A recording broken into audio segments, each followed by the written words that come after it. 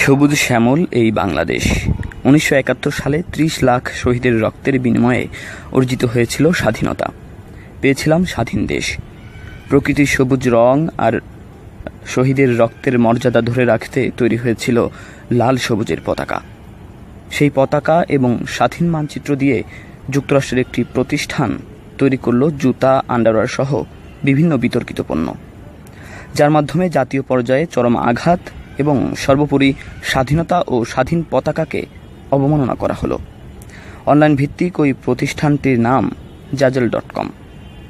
একটি স্বাধীন দেশের পতাকাকে স্পর্শকাতর ও বিতর্কিতভাবে ব্যবহার করা কতটুকু যৌক্তিক?